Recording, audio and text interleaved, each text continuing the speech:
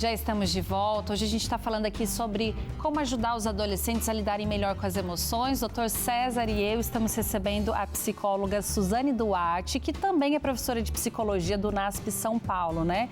E a gente está falando aqui dessa questão de sofrimentos mentais que os adolescentes passam, essa dificuldade de lidar com as emoções. Por que a gente está vivendo esse tempo que tem essa dificuldade, né? Como que a gente não consegue ajudar esses adolescentes, entender esses adolescentes, doutora? Então, uma coisa que tem aumentado muito as nossas dificuldades, que já existem de base por sermos seres humanos, é sempre uma necessidade de você estar aprimorando os processos de comunicação. Mas o que aconteceu agora nessa nossa fase cultural pós-moderna são as chegadas das redes sociais. Então, a gente sai de um aspecto presencial e passa por um aspecto mais indireto de comunicação. Tá? Agora, o ser humano, ele se constrói, como eu já falei no bloco anterior, na interação um com o outro. E se você diminui a interação, então você aumenta as dificuldades, entendeu? Então, muito tempo deixando esse adolescente ou criança e depois adolescente sozinho, nas redes sociais. Primeiro era a televisão, hoje tem rede social, enfim, em várias telas, não é? Para resolver as suas questões, não de uma forma interativa, mas de uma forma distante e passiva.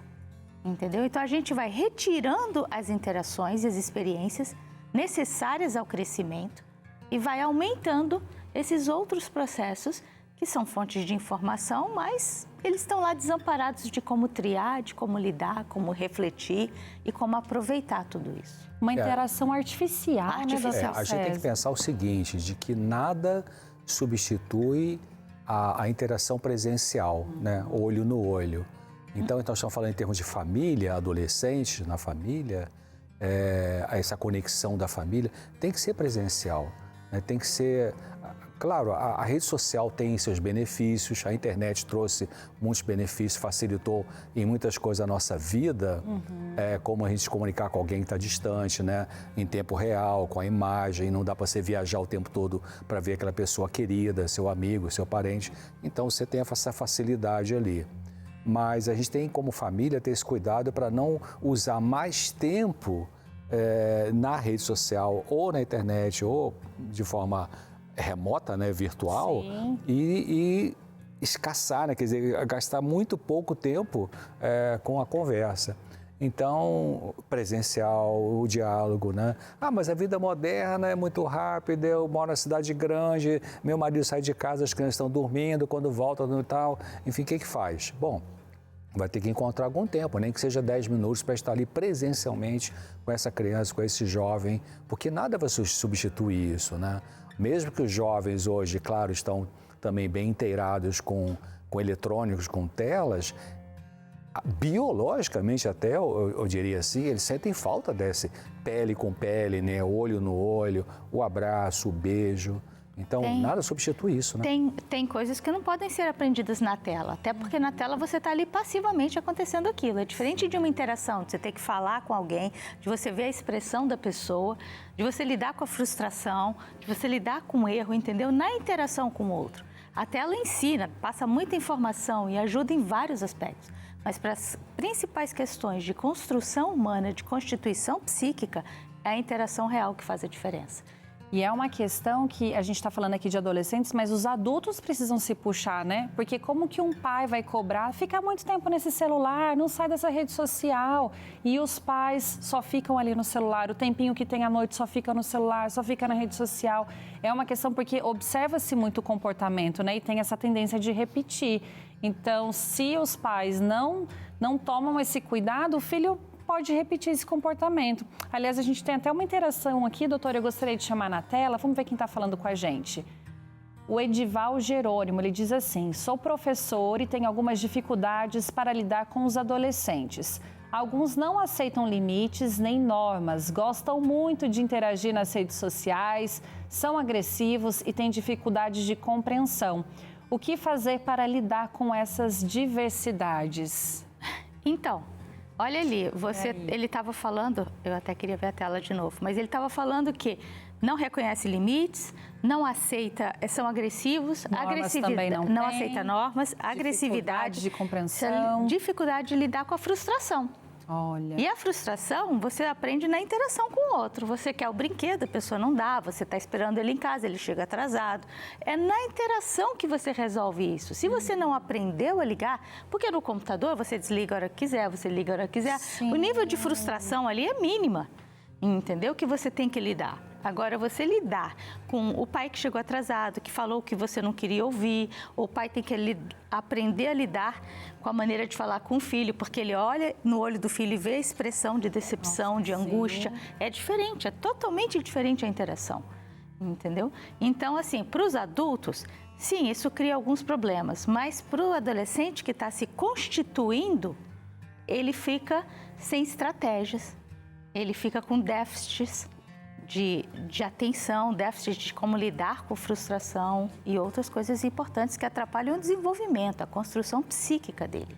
E muitas vezes também na correria da vida, enfim, os pais podem deixar de lado algumas necessidades de contato físico, de diálogo com os filhos, então vai criando vazio nessa criança, nesse jovem, e às vezes os pais acham que a escola vai resolver tudo. Né? Então, não, na escola tem interação social, tem os amiguinhos, os coleguinhas e tal, e os professores, o psicopedagogo e tal, sabe? Então, tem que pensar nisso. A escola não é para resolver aquilo que tem que ser resolvido na família, casa, né? na família. Então, realmente, o pai e a mãe precisam ter essa interação, né? Essa participação. Controle, né, da casa. Olha, eu vou chamar vocês aqui para a gente vir para o lado, que agora a gente vai tentar entender como ajudar esses jovens a lidarem com essas emoções. A gente trouxe alguns exemplos aqui, doutora, até se você puder ajudar a gente a comentar. Vou começar por esse daqui, olha. Compartilhe experiências, que você estava comentando ali com a gente. Como isso é importante para ajudar esse adolescente, né? Então, porque quando ele chega e quer conversar com você, ele, na verdade, muitas vezes ainda está desamparado em termos de saber como ler aquela situação, que é nova para ele. Entendeu? Então, quando a sua interpretação da situação vai dar dicas para ele de como agir, como interpretar aquela situação. Ele te conta com esse interesse, é um dos, né? Além de compartilhar com você as emoções, a experiência, ele quer aprender como ver aquilo, como lidar com aquilo. E se você não tem o tempo para ouvir, se você acha que ele pode, de repente, discutir isso só na internet, os colegas têm uma dimensão, mas a palavra do pai ou da mãe, ou a palavra do professor, ou de um outro adulto, tem outro peso, de referência, de moderação. É interessante que também nessa questão de compartilhar experiências, porque é uma forma até de criar empatia entre os pais e os filhos. Como assim empatia? Então você conta uma experiência sua, quando eu era criança eu fazia isso, acontecia aquilo e tal. Então o seu filho pode, então você sentiu também isso? Minha filha, meu filho já falou isso, né? Legal. O meu netinho, você já sentiu isso, né? E tal. Senti sim. Então a gente cria esse link, né? Então ele me compreende, então papai me entende, mamãe me entende, porque viveu aquilo ali. Então é importante isso aí. Legal. Olha só, vamos ver aqui outra forma de ajudar esses adolescentes é ouça e respeite mais. Porque às vezes ouve e vai em cima, né? Como que a gente pode ouvir, tentar respeitar esse adolescente que está ali se abrindo, né? Compartilhando o que ele está sentindo com a gente. A gente falava disso, né, Suzane? Então, é muito interessante, eu estava até contando para o Dr. César que eu pego alunos mais para o final, que eu dou estágio, né? Tá. E depois de passar 4 anos explicando a importância da escuta, eles estudando sobre isso, entre outras coisas, não é comum eles chegarem nas supervisões de estágio e já perguntarem, mas o que eu falo? Entendeu? Como é difícil escutar. O que você fala vai depender do que você escuta. Sim. Eu não tenho como resolver a priori o que eu vou falar se eu não escutei. E muitas vezes nós, como os pais, mães ou outros adultos, a gente já tem a resposta antes da criança falar. Então, a gente não escuta, entendeu? Tá falando ali, se já corta. Eu já falei, eu já tinha avisado. Isso, você não escutou até o final. Exato. Você está mais preocupada em impor, em dirigir, em organizar, que é um pouco a função do pai e da mãe, sim, entendeu? Mas para que ele possa fazer isso de uma forma efetiva, ele precisa aprender a escutar. É fácil, como eu falei, de falar, mas é tão difícil de fazer que mesmo quem está em treinamento, o tempo todo envolvido naquilo, tem a dificuldade. Ali. Então, assim, eu como pai ou eu como mãe, né? Você em casa e como pai e como mãe, lidando com seus filhos, eu acho que é importante você dar 2 passos para trás e olhar esse filho, essa filha como uma pessoa. É uma pessoa, tem uma individualidade. Então a gente vai ter compaixão com esse indivíduo, né? Então a criança que está ali, ela já tem as angústias dela, ela tem o sofrimento dela, né? Ela já está na realidade da batalha da vida, né? Então eu preciso olhar essa criança com essa visão de compaixão. Então eu vou tentar entender essa criança, deixar ela falar, deixar ela desabafar. Às vezes pessoas muito religiosas até... a criança começa a falar de uma zanga, sei lá, aconteceu alguma coisa na escola, a professora falou não sei o quê, eu fiquei sem jeito, fiquei vergonhada e tal, não sei o quê, e aí a criança começa a falar disso, aí a mãe até com a boa intenção, ou o pai, não, mas Jesus te ama, para com isso e tal, que nem deixa a criança falar, né? Quer dizer, deixa ela falar primeiro, puxa, né? O que você sentiu, querida? Fala para a mamãe, fala para o papai, como é que foi? Você sentiu o quê? Né, lidar ajudar a criança a botar para fora essa emoção, né? Isso é importante. Olha só, vamos ver aqui como mais podemos ajudar esses adolescentes.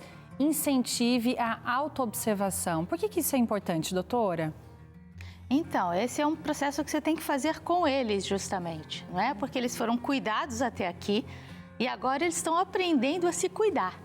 Okay. Então, a maneira como que a gente aprende quem a gente é, na verdade, a gente aprende olhando o outro, olhando o olhar do outro. Por isso que como você me olha ou deixa de me olhar, me ameaça tanto em certos momentos. Ameaça todos nós, mas o adolescente que está nesse processo de mudança, sim, muito mais. Entendeu? Então, você olhar para ele, como você olha para ele, vai ajudá-lo a aprender a se olhar. Então, se você olha sempre se criticando, depois você fica querendo corrigir por que ele se coloca tão para baixo, ou por que ele se critica tanto. Entendeu? Então é essa maneira, né, de como você olha, ele aprende a se olhar. Sim. E a gente ajuda, talvez, levantando a pergunta: você percebeu que você falou daquele jeito com a mamãe? Você percebeu? A gente fala, quer dizer, falar isso não com crítica, né? Mas assim, para ajudar a melhorar essa autoobservação. Sim, a refletir. Você viu? Mamãe falou aquilo com você, ou papai falou, e você respondeu com aquela palavra. Você lembra disso? Eu não tinha percebido e tal. Então a gente ajuda ela a se olhar, né? Que legal, gente. Várias dicas preciosas aqui, mas tem mais. Olha só, explique que está tudo bem sentir. Porque às vezes fala assim, para com isso, não vai sentir essas coisas não. Mas ele precisa ter essas emoções, né? Precisa sentir, é importante, mesmo que seja a raiva, mas aprender a lidar com a raiva, a frustração, né, doutor? Porque às vezes alguns pais, talvez bem intencionados, né? Se a criança expressa uma zanga, uma raiva, esses pais podem ficar muito preocupados de essa raiva tomar conta dessa criança, ela fazer besteira. E aí, algum desses pais até, para com isso, para com essa raiva não é legal, raiva não está certo. Ei, alô? Raiva não é de Deus, pode parar com isso. Não é de Deus, sei o quê. Não, a raiva é uma emoção que nos protege para a gente não ser abusado pelas pessoas. Olha. Né? A raiva é aquela emoção que nos prepara para a gente se defender, né? Então, a gente tem que deixar essa raiva surgir na criança. Claro, você vai ajudar para que também não expresse a raiva de uma forma ruim, né? Mas a gente vai acolher essa emoção. Você ficou com raiva mesmo? Conta para a mamãe, como é que foi? Conta para mim, conta para o papai. Então, deixa a criança falar, né, Suzy? É que a melhor forma de você lidar com seus sentimentos é você aprender a reconhecê-los para saber como lidar com eles. Identificar, né, a emoção. Se você nega, entendeu, tudo, ou que você quer controlar muito o que você sente, você não desenvolve estratégias. Então, falar sobre o que se sente, tudo bem, eu não deveria sentir isso, mas estou sentindo, como é que eu faço com isso agora? Há sempre uma diferença entre o que você gostaria e o que você passa, entendeu? O que você deveria e o que você tem. E essa diferença é onde a gente aprende a lidar com os sentimentos que a gente tem. E a gente tem que pensar que todo sentimento, toda emoção, ela tem uma função. Isso, tem. Né? Ela tem uma função. O problema não é a emoção. O problema é o que a emoção faz comigo, mas a emoção, ela cabe ali, né? Legal. Olha só, vamos para mais dicas aqui de como ajudar esses adolescentes. Não faça julgamentos. Vocês já comentaram sobre isso. Como é importante não julgar, né? Acho que em qualquer fase da vida, mas nessa, parece que eles absorvem mais, né? Doutor César. Julgamento é uma coisa... Julgamento, em geral, é uma coisa meio injusta, né? Porque a gente, às vezes julga pela aparência, às vezes julga sem escutar, né, Suzana? Nem escutou, já está julgando, né? Então, peraí, deixa a criança falar, deixa o jovem falar, evitar julgamento. Quer dizer, o que é o contrário do julgamento? É você entender por que teve aquela conduta, né? Vamos falar, vamos conversar sobre esse assunto aí, em vez de já bater o martelo e você é assim ou você é assim e tal, né? Eu acho que essa coisa do julgamento, ela, em alguns momentos, ela paralisa demais. Porque a gente não é de uma determinada forma, e principalmente o adolescente, ele está passando por alguma coisa, ele está fazendo. Então, quando a gente, o mais importante do que a gente condenar, bater com o olhar, aprisionar a pessoa, entendeu? É importante você ajudá-lo a construir uma maneira de interpretar o mundo. Então, mas você viu isso? Você perguntou aquilo? Você perguntou como ele estava se sentindo? Você percebeu como ele falou? Entendeu? Se era isso mesmo que ele queria dizer, entendeu? Você ajudar ele a construir critérios que ele possa analisar o que é certo, o que é errado, o que vai caber, o que não vai caber. Né? E um problema do julgamento é que ele vem, às vezes, acompanhado de muita agressividade e muito insulto. E o ser humano já tem uma tendência natural de gravar mais os insultos do que os elogios. Então, isso... É triste, né? Olha só, eu já vou até passar esses dois juntos, doutores. Tente não culpá-lo pelo que sente. E esse daqui também, ó, o ajude a encontrar as próprias soluções. Esses dois itens são muito importantes também nessa fase. São importantes. A gente está falando a questão do julgamento, está conectado ali, né? Não culpar, porque o sentimento, como eu falei, tem uma função. Então, eu tenho que entender de onde vem o sentimento, por que a criança, aquele jovem está sentindo isso, sem ficar culpando, né? Você nem escutou, como é que vai culpar? E ajudar a encontrar próprias soluções é uma forma de não superproteger. Superproteção é ruim porque você não deixa a criança aprender com experiências que ela precisa aprender, né? O jovem também, para depois lá na vida adulta não quebrar a cara, né? Sim. Uma coisa importante da adolescência, fundamental, são as decisões que eles precisam fazer. A gente estava falando, escolhas, decisões. E o que leva eles a ficarem paralisados? O medo. Okay. E uma das coisas difíceis com medo é você não poder se arriscar. Então, se você não pode se arriscar, não é? Você não encontra soluções adequadas. Aliás, doutora, tem uma interação que chegou aqui que tem tudo a ver com o que você está falando aqui com a gente. Vamos colocar aqui na tela. Ajuda aí, diretor, Deise Broeto. Como podemos dar liberdade, incentivar a responsabilidade e ensinar limites aos filhos com tanta inversão de valores hoje em dia? E aí, doutora, doutor César, obrigada pela sua participação, viu? A gente até estava conversando, né, doutor César, como hoje tem tantas mais escolhas a se fazer.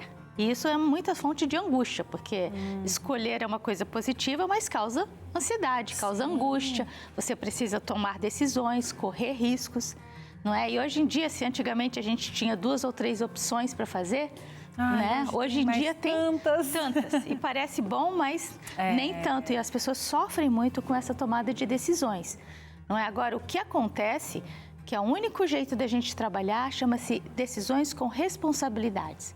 Você ensinar os filhos a assumir as consequências das decisões que eles fizeram. Porque muitas vezes eles fazem alguma coisa, por exemplo, assistem TV até as 4 horas da manhã e depois, não, ele não pode ir na escola hoje, eu vou passar ali, vou conseguir um atestado. Não tem consequência às escolhas que eles fizeram.